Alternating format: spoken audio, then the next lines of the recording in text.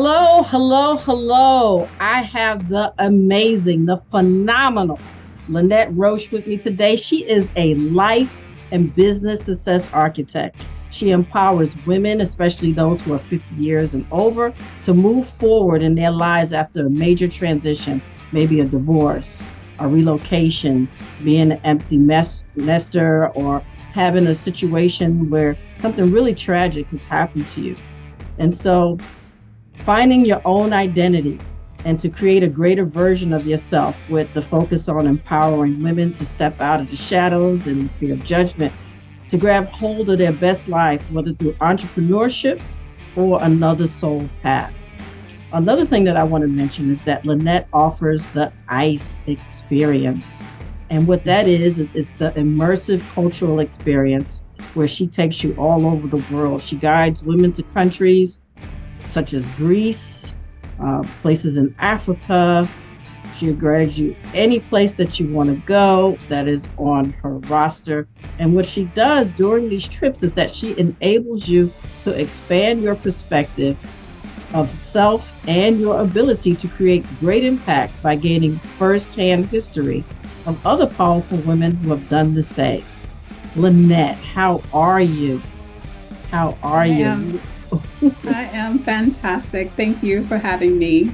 Yes, you are an amazing woman. Also, I wanted to say that you are a certified NLP, that you are also a trainer for Dean Graziosi and for Tony Robbins. Point? Yes. Right? Yes. What is an NLP? What is a certified NLP? So, someone who is certified in NLP or hypnotherapy is that they've taken the coursework that will be able to service clients their needs in an environment where they can utilize the different modalities that have been taught, and knowing that not every client will have the same needs. And so each of those employs different modalities within whether NLP or hypnotherapy to be able to address the needs of clients. Okay. Awesome. So can you give me an example? For example, what are the pathways, or what is your success system? What tools that you use to help people move from stuck to unstoppable? So yes, I love this question because so many of us find ourselves just getting stuck in our life, whether it's from some tragedy or a major life event. And how do you get from being unstuck? And so first of all, you have to identify what is the situation. What is it that has blocked you or is just holding you back? And then one of the things that you'll find out is that there's also a lot of fears associated with being able to cross over into this next phase of your lives. Let's say, for example, you are now a widow. And so you've always been a couple, and now having to do something now on your own can be very scary. It doesn't mean that you don't have friends that you could do things with, but now you're going to be identifying as a single person. And so you got to start addressing those fears that are associated with this blockage or the stagnation in your life. And then you're going to develop the confidence after addressing the fears, being able to move through it, and knowing that moving through fears is not an easy process. And so sometimes you got to go from the side angle. Some people can't jump in and just goes directly at that fear and 1-2 punch. And so start breaking those fears down, and then understand that your fears are not signaling something's bad. Yes, it might be trying to protect you, but it's also trying to redirect you. And so then once you start tackling the fears, then you are building the confidence that's necessary to be able to, now I have this whole new identity. And now I find that these things that I used to enjoy before I got married, and now I'm doing them again. And now I have these new things that of interest. And so now you're building the confidence that even if in this case, a widower, even if in the case that they might invite another marriage in the future, right now they're focused on this new identity that they get to step into with all kind of confidence, and again, to be able to have this beautiful life that they get to create. Okay, awesome. Okay, so you have stage 1, right, where they have to identify their fear. They have to identify what it is that is making them stuck. And then stage 2 is to develop the confidence that they need to make a change, that there is a future and that there is light at the end of the tunnel. Oh, yeah, absolutely. Can you give us an example? Can you give us a story? Can you give us a story of maybe someone that you have worked with that can go through these steps that you've outlined already? Yes, absolutely. So I've had a client, someone that used to work with me, some years ago, and she went through a divorce, and she was really just beating herself up because in her culture, marriage was very important in her culture. And so she was feeling not only that she failed in terms of marriage, but as a woman within her culture, she felt that, she was going to be judged. And so there was all of this external chatter that was going through it. And then having a child, having to raise this child in a single parent household. And so she just, and yeah, in one part of her life, she's successful in business, but in her personal life, she felt like a complete failure. And so one of the things that I started out with her on is exercises on compassion. Because again, in some cultures, the self-pummeling can be so intense that before you could even you have an idea of what some of the blocks are, but you're not going to even get there until you start forgiving yourself, start having compassion for yourself, and start going through some exercises that are going to enable you to be able to now be able to shift yourself away from always going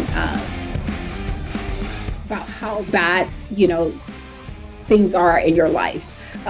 Like, if I would have chosen better, I would not have been going through this divorce, and changing the self-talk, because that's a major thing in terms of self-compassion, is start now appreciating and talking to ourselves with love, and then using journaling also to be able to talk out those feelings, because again, in some cultures, they may not feel that they can talk to other women or whoever in their culture about it. So even being able to journal and get it all out, because that energy has to go somewhere. And so put it on the pages of a journal can be part of the self-compassion exercise. And so that's where it started with her in terms of self-compassion. And then in terms of one of the blocks was the need to be associated with marriage.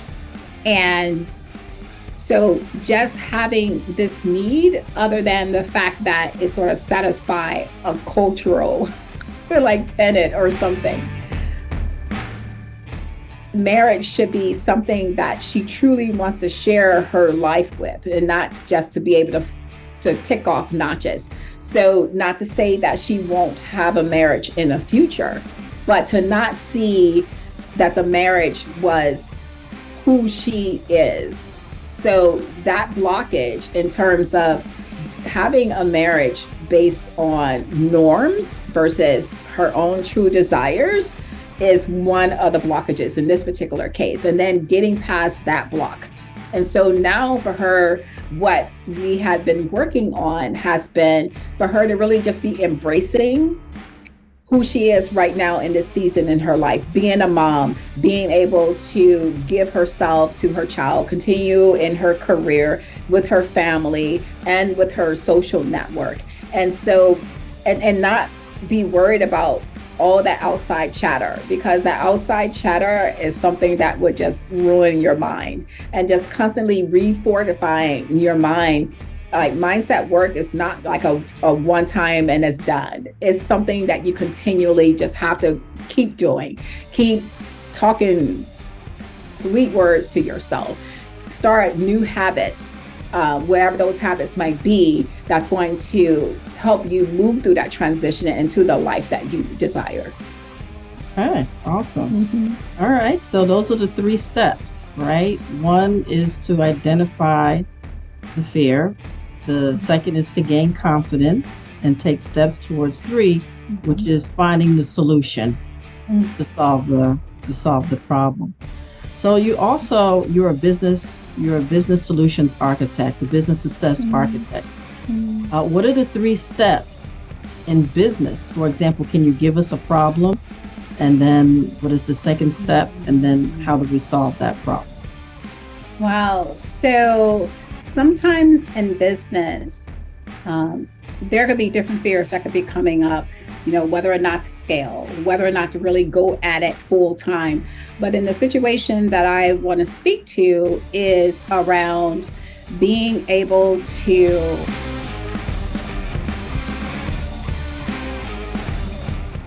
show your value through your product without having to overly saturate with a whole lot of little things and the little products that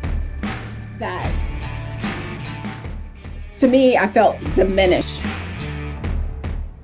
the whole idea behind the initial business was to be able to provide just really beautiful accessories. And so when you have too many things that you keep adding because you're only thinking about, you got to have more income coming in. Well, sometimes you might have to decide on 10 things versus 75 things. But these 10 things can be done so beautifully in of the finest materials that now you can start charging at a much more elevated price.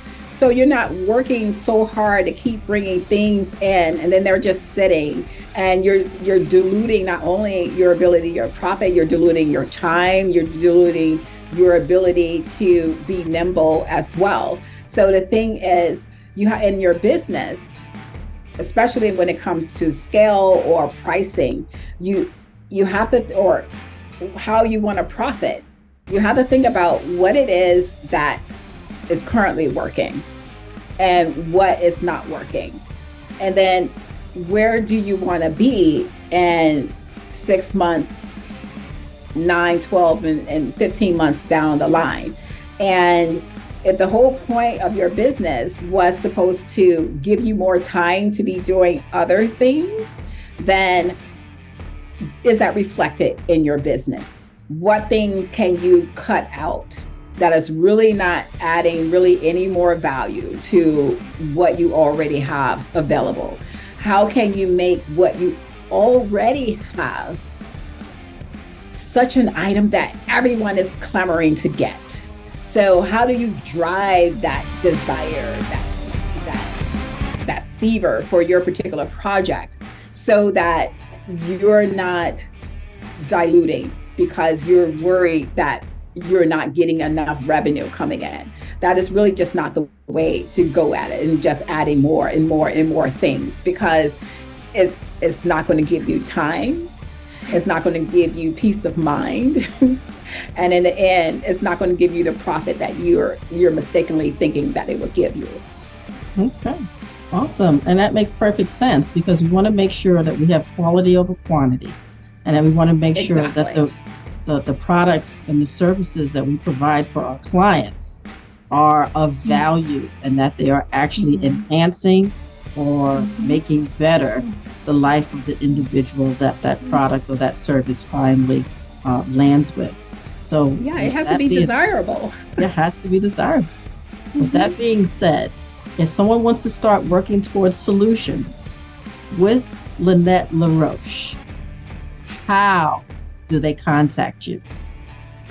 Well, they can reach me through my website at Rise and Reinvent with Lynette, or they can reach out via email, info@risereinvent.com. And either of those two, they can contact me, and then we could get on a call and discover if we're a great fit to work together. Absolutely. Absolutely. Lynette, I truly appreciate you. Thank you for this episode with Celebrity Boss. Thank you for having me. Thank you. Thanks.